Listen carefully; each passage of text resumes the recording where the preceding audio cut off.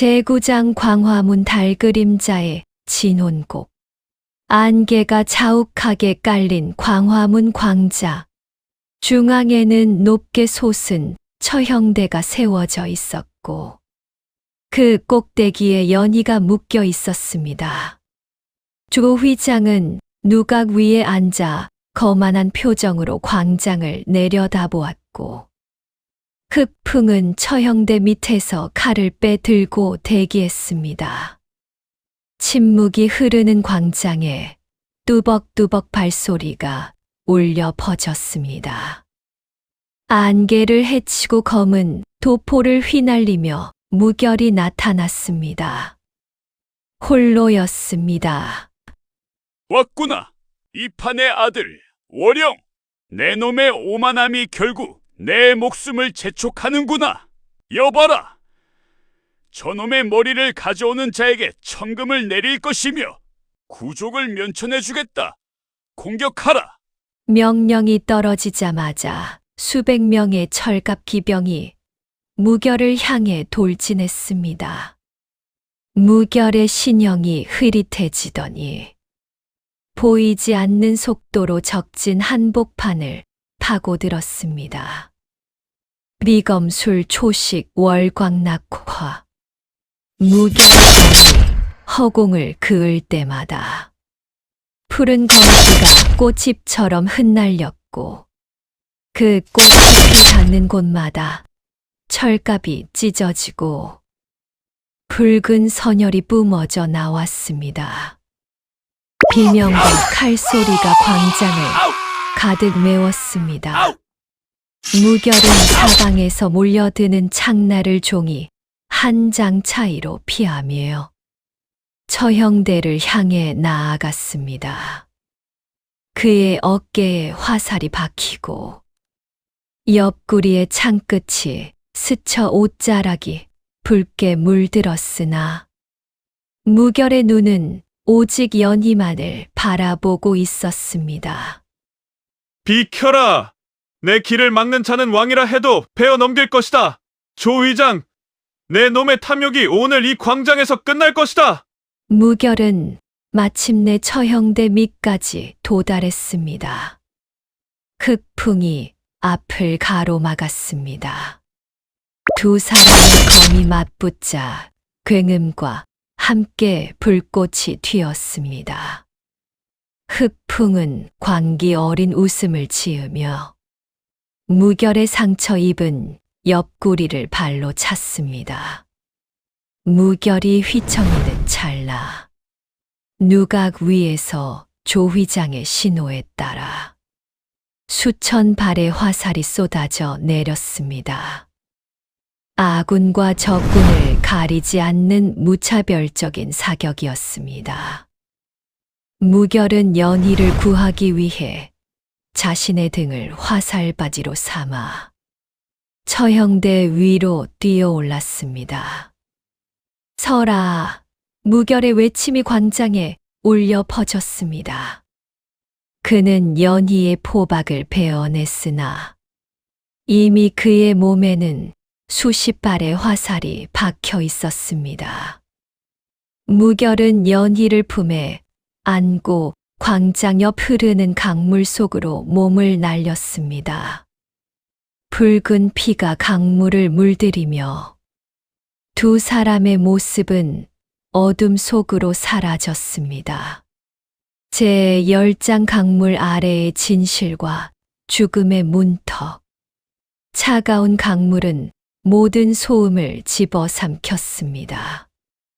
광화문의 비명도, 흑풍의 거친 숨소리도 수면 아래에서는 그저 먹먹한 울림에 불과했습니다.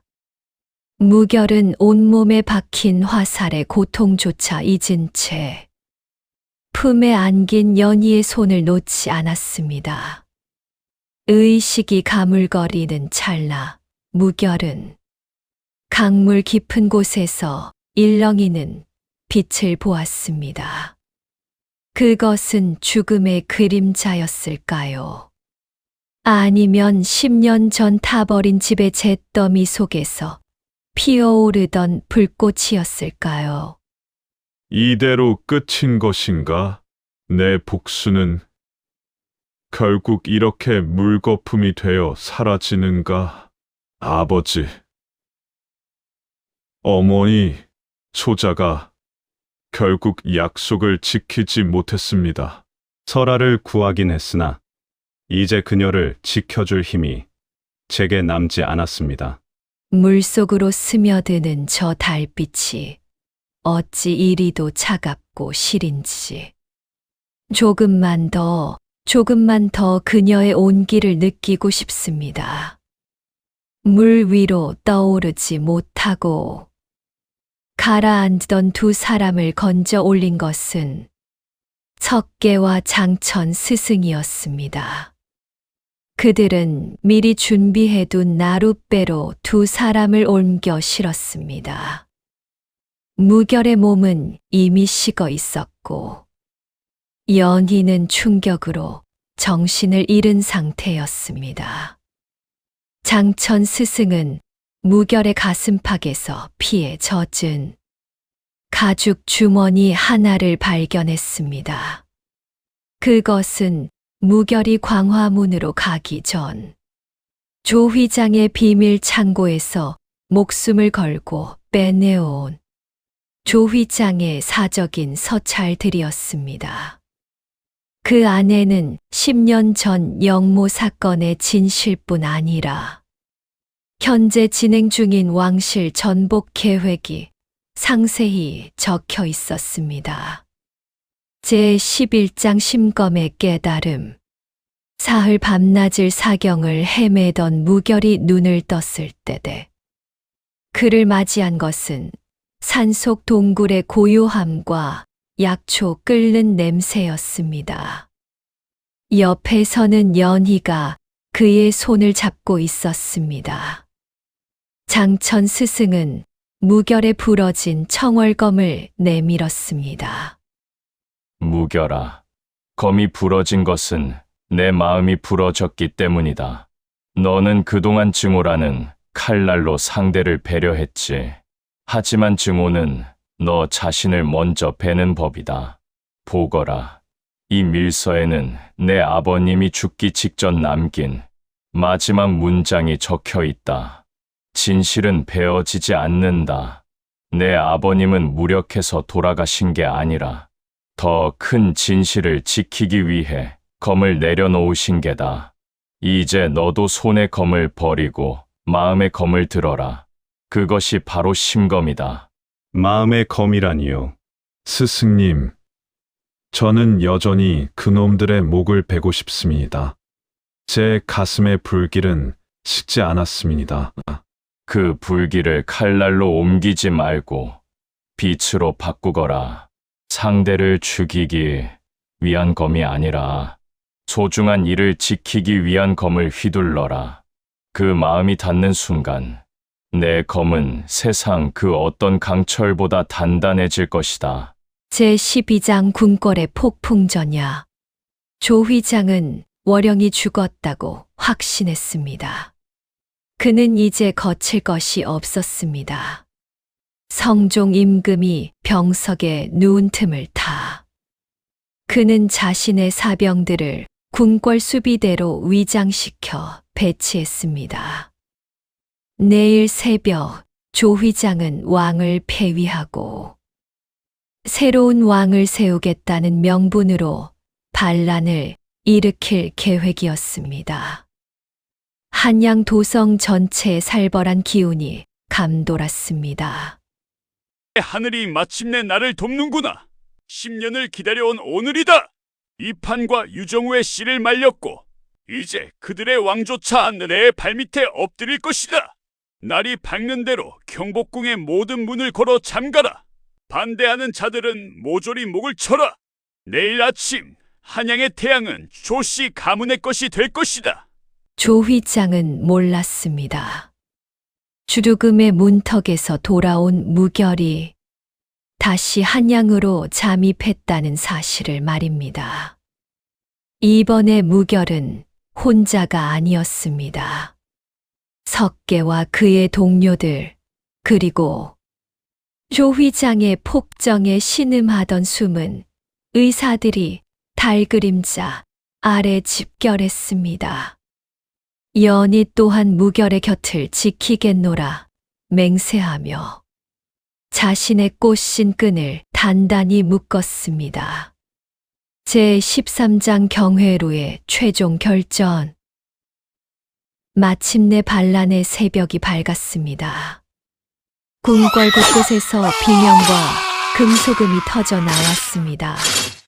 조휘장은 왕의 침전 앞 경회로에서 승전보를 기다리고 있었습니다. 그때 경회로 연못 위로 하얀 안개가 피어오르더니 그 안개를 가르며 검은 그림자가 나타났습니다. 부러진 칼을 다시 벼린, 아니, 마음의 검을 든 무결이었습니다. 이무결, 내 놈이 정령 귀신이란 말이냐? 그 화살비를 맞고도 어떻게 살아 돌아왔단 말이냐? 나는 죽지 않는다. 내 놈들이 뿌린 피의 향기가 나를 다시 불러냈으니 극풍, 오늘 내 놈의 검술은 무의미하다. 내 검은 이미 내 놈의 욕망을 베어 넘겼으니까. 무결과 흑풍의 마지막 대결이 시작되었습니다. 흑풍의 검은 파괴적이고 거칠었으나 무결의 움직임은 마치 물 흐르듯 유연했습니다. 무결은 흑풍의 검기를 피하지 않고 그 안으로 파고들어 부러진 검의 짧은 칼날로 흑풍의 가슴에 일격을 가했습니다. 심검 초시 월영만개. 흑풍은 자신의 검이 왜 닿지 않는지 이해하지 못한 채 연못 속으로 추락했습니다. 이제 남은 것은 조휘장뿐이었습니다. 무결은 조휘장의 목에 칼을 겨누었습니다. 조휘장은 비굴하게 목숨을 구걸했습니다. 무결아, 이무결, 내가 잘못했다. 내 아비의 복수를 하고 싶다면 나를 죽여라. 하지만 나를 죽이면 너도 살인자가 될 뿐이다. 내가 가진 모든 재산과 권력을 너에게 주마. 제발 살려다오. 너를 죽이는 것은 복수가 아니다. 그것은 정의의 집행일 뿐이다. 하지만 나는 너를 베지 않겠다. 너 같은 괴물을 베어 내 검을 더럽히고 싶지 않다. 너는 이제 내가 그토록 갈구하던 권력이 무너지는 것을 지켜보며 평생 어둠 속에서 썩어가게 될 것이다. 제14장 검을 꺾고 진실을 세우다. 조휘장의 반란은 실패로 돌아갔습니다. 무결이 가져온 밀서와 증거들이 조정에 공개되었고 10년 전 억울하게 죽어간 이판 대감과 유정우 대감의 명예가 회복되었습니다.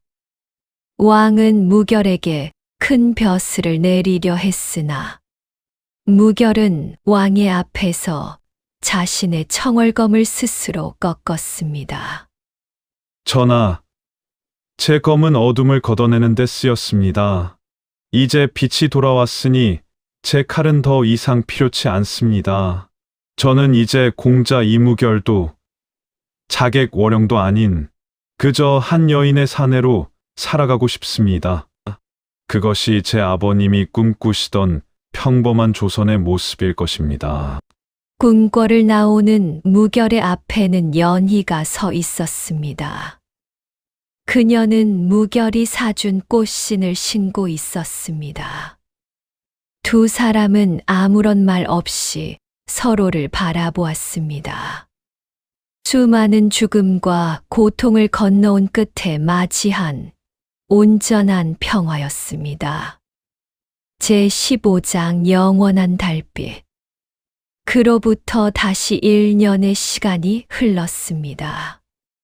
한양의 권력 다툼은 이제 먼 나라의 이야기처럼 아득해졌습니다. 남쪽 바다 끝 푸른 물결이 일렁이는 작은 어촌 마을에 이름 없는 부부가 살고 있었습니다.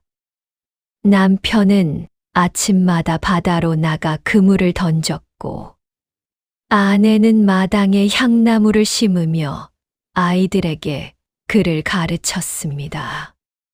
자, 따라 해보렴. 달은 스스로 빛나지 않으나 가장 어두운 곳을 비춘다. 이 글자 속에 담긴 뜻을 잊지 마라. 사람은 누구나 마음속에 달 하나를 품고 산단다. 해질녘 무결이 물고기 몇 마리를 들고 집으로 돌아옵니다. 만삭인 연희가 마루에 앉아 그를 맞이합니다. 노을빛이 두 사람의 얼굴을 따스하게 비춥니다. 설아, 저녁 공기가 차구나. 이제 방으로 들어가자. 오늘 바다 위로 비치는 달이 유독 밝더구나. 10년 전 그 비 내리던 밤에는 꿈도 꾸지 못했던 풍경이야. 그러게요. 오라버니가 제 손을 놓지 않아 주셔서 가능했던 풍경이지요. 우리 아이가 태어나면 이 향나무 놀이개를 전해주며 말해줄 거예요. 너의 아버지가 얼마나 용감하게 달빛을 지켜냈는지 말이에요. 밤이 깊어지자 바다 위로 둥근 달이 떠올랐습니다. 이제 그 달빛은 누군가를 베기 위한 날카로운 칼날이 아니라 사랑하는 이들의 잠자리를 지켜주는 포근한 이불이 되었습니다. 달 그림자 속에 숨어 살던 소년과 소녀는 이제 햇살 아래 나란히 서서 새로운 생명을 기다립니다. 사랑은 증오보다 질겼고 진실은 시간보다 강했습니다. 조선의 야담 중 가장 애틋했던 월영의 전설은 이제 전설이 아닌 현실이 되어 이 바닷가 마을의 파도 소리와 함께 영원히 흐를 것입니다. 여러분 감사합니다. 지금까지 안뜰마님이었습니다.